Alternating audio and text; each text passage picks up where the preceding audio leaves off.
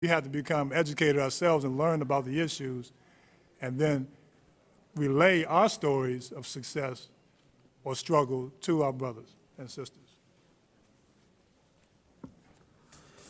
First of all, I would like to once again thank Congresswoman Eleanor Holmes Norton for having this event, this forum. And as Dr. Walters said, this is a serious issue. The data doesn't really say what's really going on. As the word unemployment says, unemployment, which means people who were employed who lost their jobs. But it does not talk about the hopeless rate of all the people in our communities who never had a job or don't think they can get a job. So in the communities that we work in, our people are suffering much more than people even realize, or even the data shows that we see across the TV every day when they say the unemployment rate. One of the questions that I wanted to ask the panel is about the box. There are several states that have taken the box off of applications for people applying for jobs where they have to say that they have criminal history. One, do you support that, and how? And the other question I have, there was a great program in Washington, D.C. There was at Lawton where they went to college at UDC, and 97% of the brothers and sisters who got degrees at that program never went back.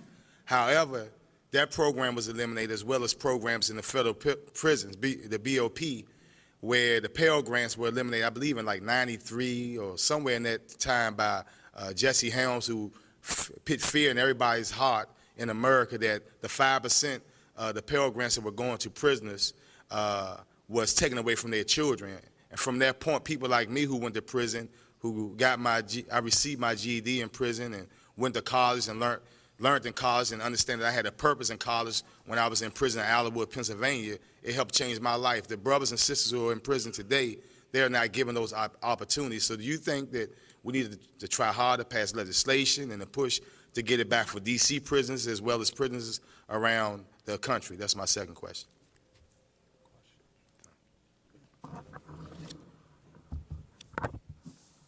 Well, I guess my first response is to say that what I think we need to do is to introduce more people to people like you, Ron, and people like Rodney, because the sense that I have is that when I think about like all of the advocacy groups, and I think about all of the pro bono efforts from large law firms and others who are assisting the underprivileged or people who are discriminated against or who have challenges, I don't, with the exception of reinstituting voting rights to ex-offenders, that has gotten a fair amount of coverage, and I think that people are starting to rally around that issue.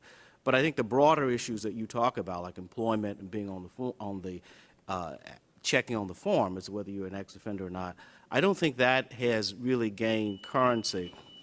And I have to tell you, sitting here, I'm both impressed by and moved by you brothers. And I think that if other people have the same exposure, then I think we can get greater assistance to move the needle on those issues. So I think this hearing, in my mind, is a great opportunity. I would want to be thinking about other opportunities to engage people like the National Bar Association and various other advocacy groups to provide assistance. So that would be my first response to it. I certainly agree with that. And I think the National Bar Association would be a great organization, if it doesn't already have a focus on the expungement movement, because there is one going on around the country to take these felony counts off of the record so people actually can begin to get jobs again, begin to get housing again, begin to get other kinds of benefits. So the I don't know what the status of it is in the District of Columbia, but it seems to me that that is certainly a place to start. Second thing I would say is, yes, Pell Grant was taken away. There was a period in the 1990s, and the Crime Control Act of 1994 came out, sponsored in part by Bill Clinton, pushed by the conservative movement, that took away a whole raft of benefits from people who were incarcerated. It was a mean, ugly, resentful act. And as far as I'm concerned, when we're looking at this right now, it's time to begin to talk about repeal of some of what happened in 1994. I very rarely hear people talking about repealing some of this stuff.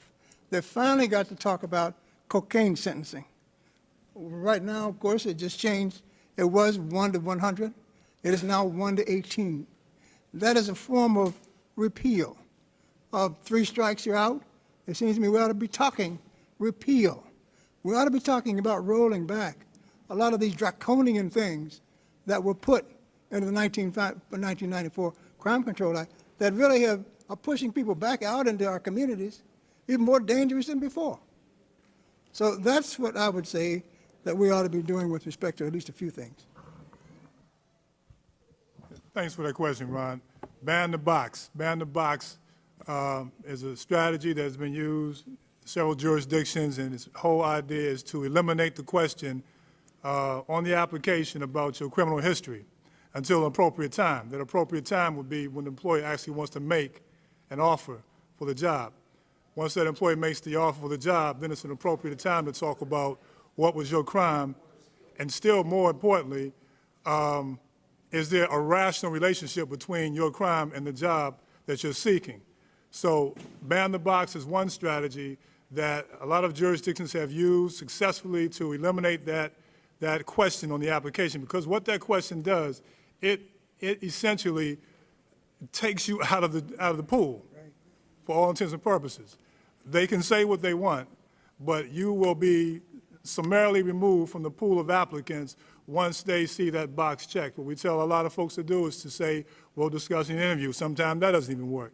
But more importantly, I think that we have to start educating the employees about the benefit, the pool of talent, and the loss of public and of human capital when we refuse to hire folks who have criminal histories. There's a talented pool of people out there who are dying to get work. So yes, ban the box is one strategy.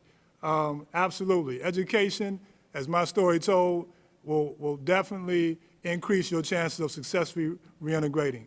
A college program in the penitentiary absolutely makes sense.